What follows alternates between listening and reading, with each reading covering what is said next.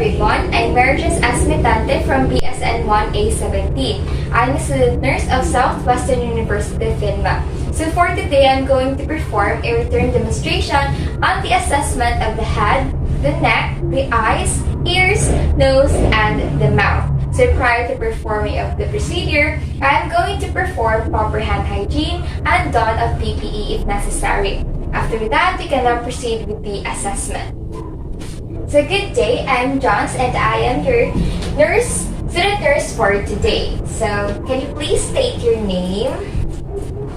I'm John Rodriguez Mitante. And your date of birth?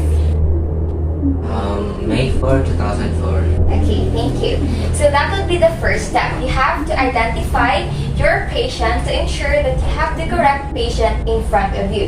And if there are any curtains or doors, you have to close it to provide privacy. So after that, we can now proceed in explaining the procedures and its purposes to the patient. So how do you want me to call you? Call me John. Okay, John, so for today, I'm going to perform an assessment on your head, neck, eyes, ears, nose, and your mouth.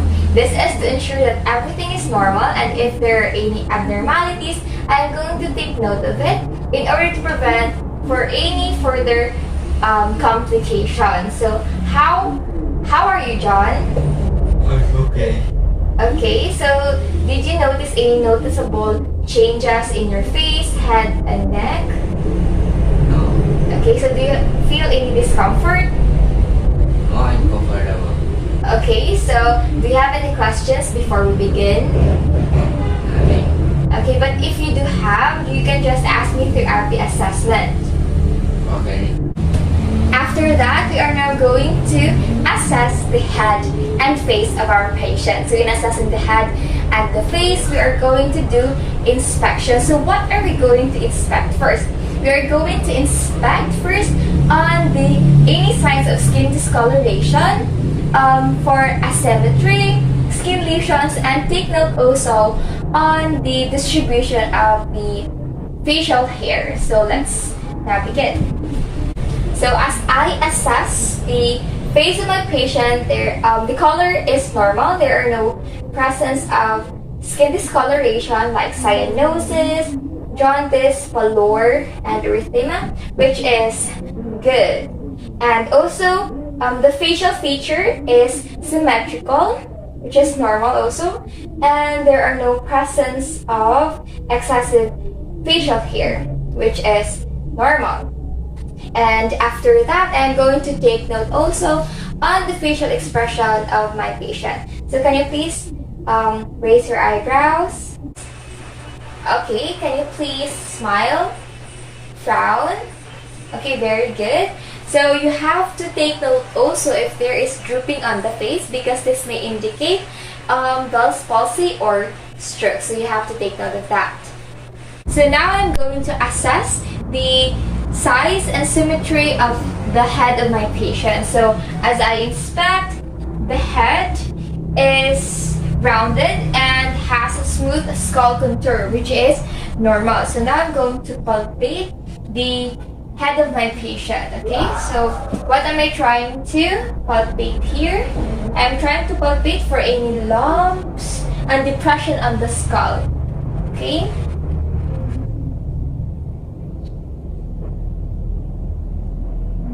So as I palpate the skull of my patient, there's no presence of lumps and depression, which is normal. So after assessing the head and the face, we can now move on in assessing the eye of the patient. So John, I am now going to proceed in examining your eye. So do you have any questions? No. Okay, so I'm going to start in examining the external eye structure, which includes your eyelids, eyebrows, eyelashes, and eyeballs. So as I am inspecting, the eyelids seems normal. There is no swelling, there is no skin lesions, and the eyelids cover the top quarter of the iris, which is normal. And there is no thinning of the eyebrows and eyelashes as well, which is good. And also, we can now proceed in inspecting or examining the cornea, conjunctiva, and sclera of our patient. So in examining the cornea, we are going to perform cornea light reflex test. So in order to do that, we have to grab our pen light, and then we are going to strike the light 2 feet away, just in the middle of the nose. Okay, so what are we trying to look here? We are trying to look on the spot where the light reflects. So if the light reflects on the same spot, it means it is normal. And if the light reflects not on the same spot, it means it's abnormal, and it indicates strabismus. So as I assess, the light reflects on the same spot, which is normal. So after examining the cornea, we have to now examine the sclera. So we have to take note of the color of the sclera. So if the sclera turns yellowish, it means it is jaundice, which indicates hepatitis. That is why we have to take note of it to prevent further complications. So can you please look at me? As I examine the sclera of my patient, the sclera looks normal. Next, I'm going to assess the conjunctiva of my patient. By doing that, I'm going to pull the lower lid downward and have my patient look up. So it should be nice and pink, and it shouldn't be red, and you should not see any drainage. Okay, so John, I'm going to pull your lower lid downward, and okay, can you please look up? Okay, so as I assess the conjunctiva of my patient, it is nice and pink, which is good. So after that, I am going to perform the covered and uncovered test. The purpose of this test is to test the alignment of the patient's eyes. So you are going to take note of the signs of exophoria and esophoria, which indicates abnormalities. Exophoria means when you are going to move an object closer to the eyes moves outward, while in esophoria, the eyes moves inward. But if the alignment of the eyes are normal, the eyes stay still. Okay, so let's see. Can you please look at me, John?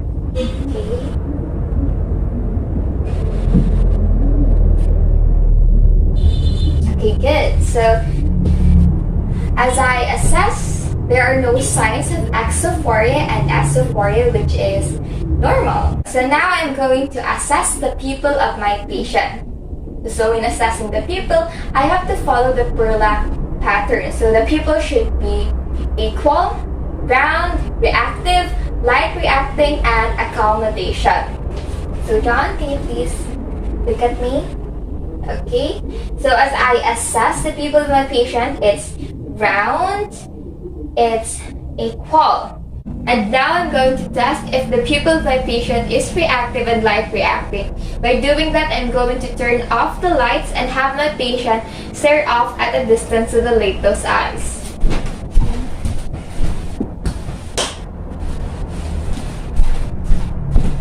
Okay, John, can you please stare off at a distance? Okay, so I'm going to grab my pen light and I'm going to shine in at the side, and I should see how the pupil respond to the light. Okay, so it should constrict, and on the other side it should constrict. Okay, very good. And as I inspect, the pupil of my patient is reactive and light reacting, which is normal.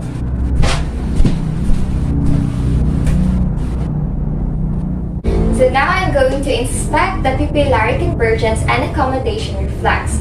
So what is pupillary convergence? It is the ability of the eye to move simultaneously inward as an object is moving closer to the nose. And while accommodation reflex, it is the ability of the eye to focus its visual attention on the object nearing the face. So in order to do that, I want to take my pen and I'm going to move the pen towards the patient's face and away from the patient's face. Okay, John? So I'm going to move the pen towards your face and away your face. You just have to follow it, okay? Here we go. Okay, very good. So after assessing the pupil, we are now going to perform the red reflex test. So in order to do that, we have to use ophthalmoscope. So what are we trying to look here? We are trying to look for any signs of cataract and opacity on the vision of our patient. Okay, so can you please look at me?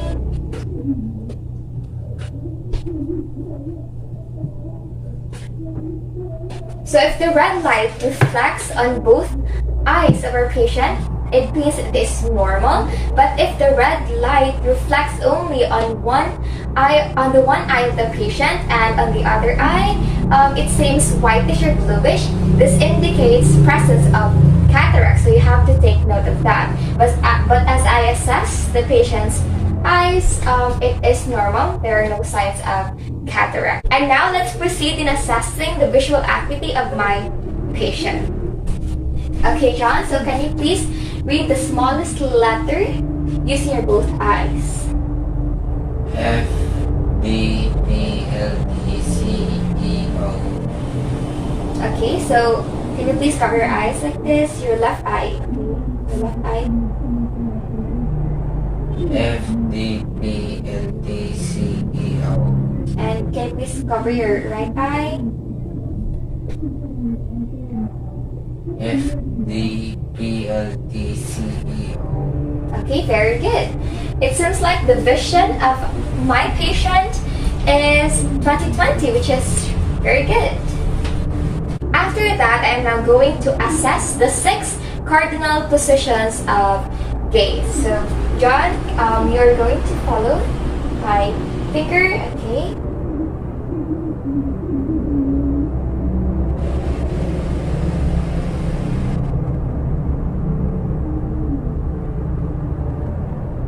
Very good. So after assessing the eyes of my patient, I'm now going to move on to the assessment of the ears. So first things first, I'm going to assess the external ear structure of my patient. So what am I trying to look at here is if there are any presence of redness, swelling, inflammation on the ears of my patient, okay? And take note also to the color and the symmetry of the ears, and if there are any presence of skin lesions. So as I am inspecting the ears of my patient,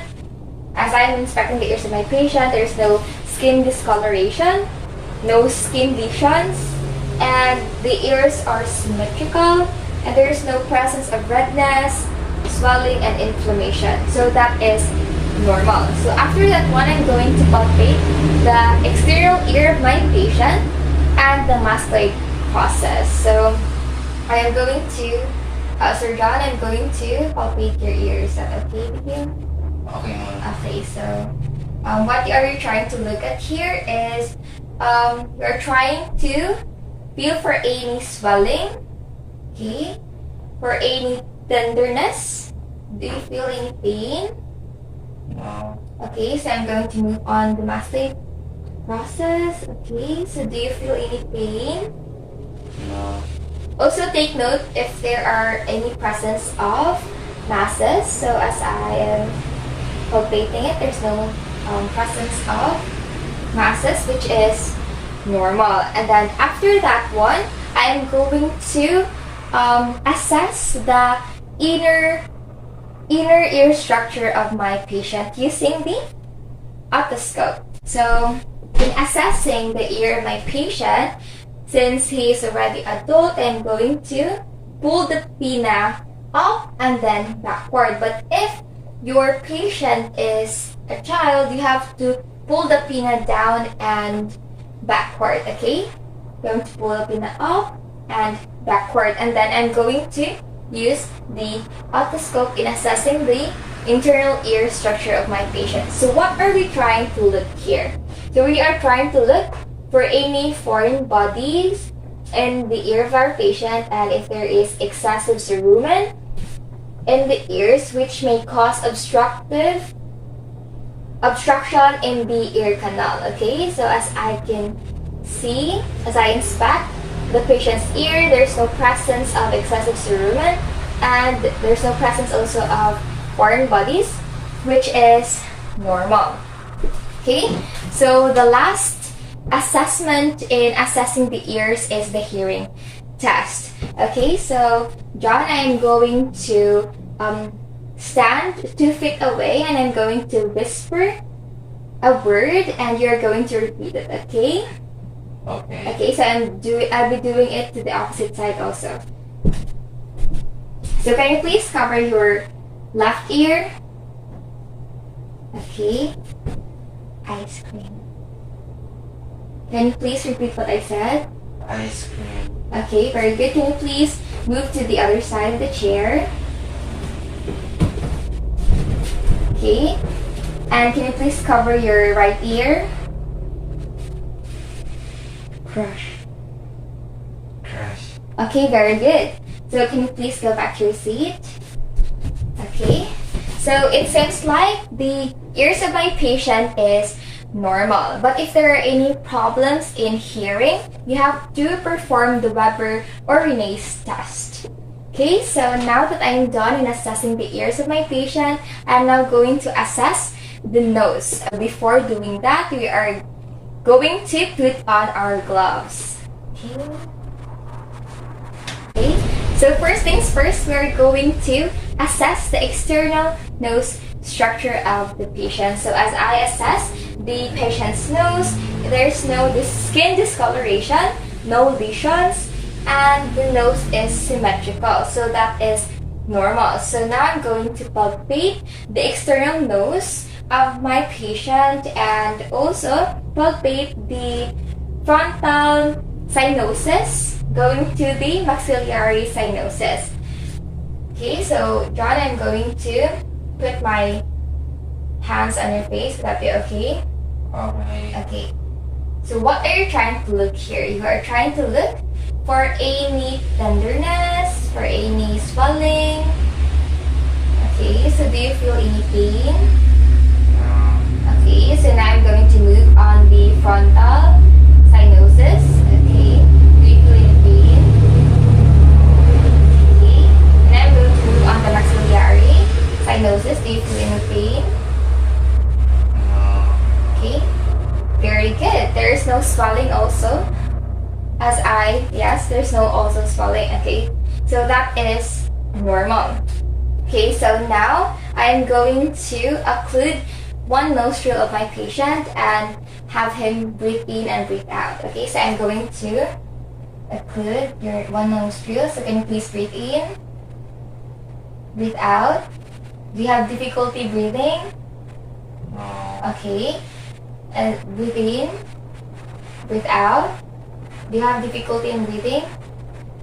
No. Okay, very good. So that is normal. And now I'm going to inspect the inner nose structure of my patient with the use of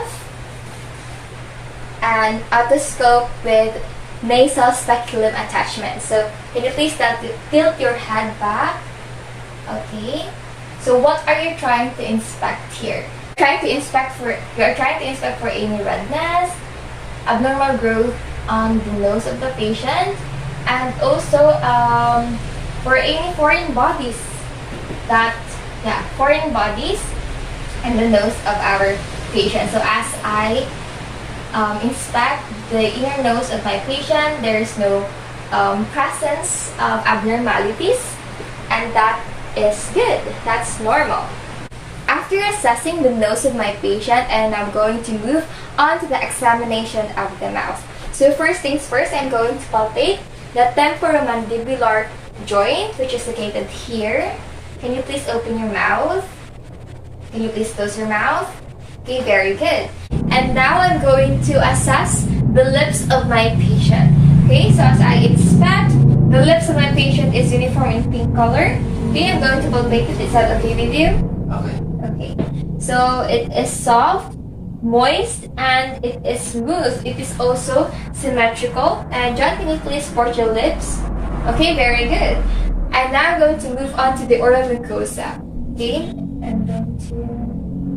Okay, so as I inspect, the oral mucosa of my patient is moist, it is smooth, it is soft, it is glistening, and it is elastic in texture. And now I'm going to assess the teeth of my patient. Can you please open your mouth? Okay. So as I inspect, my patient has 32 teeth, which is the normal the complete number of teeth for adults. Okay, so the teeth also is smooth, it is white and shiny tooth enamel, which is very good. And I'm going to proceed in the gums. Okay, so the gums is pink, it is moist, and there is no retraction in the gums, which is very good.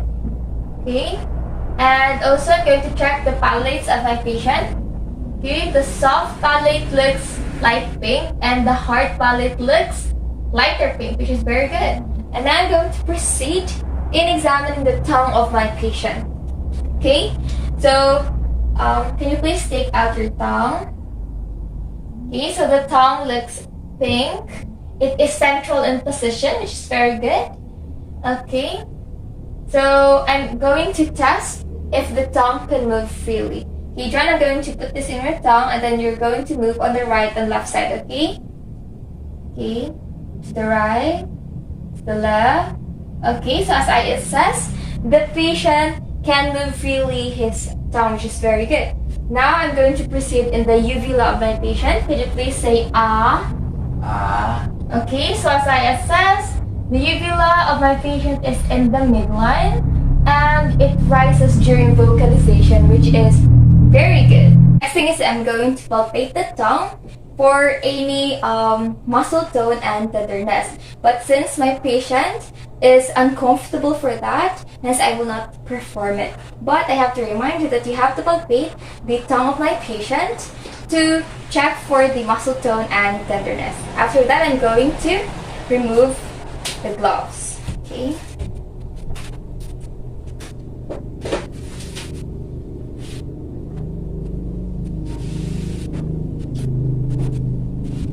So after assessing the mouth of our patient, I am now going to move on to the assessment of the neck. So for doing that, I'm going to palpate the forehead of my patient, going to the posterior triangle using slow circular motion. Okay, so John, I'm going to place my hands in your head. Would that be okay? Okay, so forehead. What are you trying to look here? You're trying to look for any tenderness. Okay. So, do you feel any pain? Do you feel any pain? No. Okay, good. You also want to include the to palpate in front of the ears. Okay. Okay. You have to include also at the back or behind the ears. Okay. Also under the chin.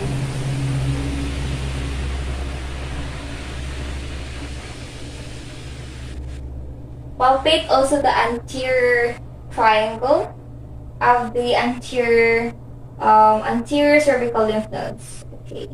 Do you feel in? No. Okay, good. So that is normal. So after that one, I am going to inspect and palpate the carotid arteries of my patient. So we are going to palpate one at a time. Okay?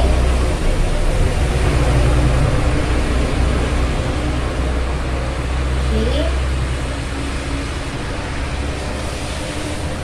So if you want to auscultate the carotid arteries, you have to use the bell of the stethoscope. After that, I'm going to inspect and palpate the trachea of my patient, okay? So what are we trying to inspect here? We are trying to inspect for any swelling, tenderness, okay? So do you feel any pain? Okay, good. After inspecting the trachea, we also wanted to inspect and palpate the thyroid gland. So there are two approaches in inspecting that. It's either anterior or posterior. Okay, so we are going to start anteriorly. So what are we trying to assess here?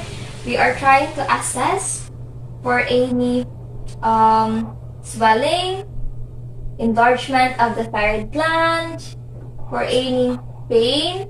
Okay, do you feel any pain? No. Okay, good. So now I'm going to check it posteriorly. Okay.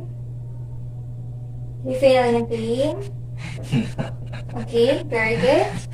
So everything is normal. So if there is enlargement in the thyroid gland, you wanted to use okay, let's see that. So if there is enlargement in the thyroid gland, you are going to auscultate it using the bell of the stethoscope. And now I'm going to assess the supraclavicular area of my patient, okay? Going to palpate it. Do you feel any pain? No. Any discomfort? Okay, very good. That means it is normal. After that one, I am going to assess the patient's ability to move his head. Okay, so can you please touch your chin in your chest like this? Okay, do you have difficulty in doing that? Okay, very good. So can you please touch your chin in both of your shoulders? Any difficulty? Okay. No. So can you please touch your ears and your shoulder? Any discomfort or difficulty? No. Okay. So can you please move your neck and the side, also on the opposite side, and tilt your head as possible. Okay. Very good. So do you feel any discomfort or difficulty? No. Okay, very good. So everything is normal. So now that we are done performing all of the procedures, we can now perform proper hand hygiene and then document all the findings of the assessment. And if there are any abnormalities, you have to refer your patient to other healthcare providers for further evaluation. So that would be all. Thank you.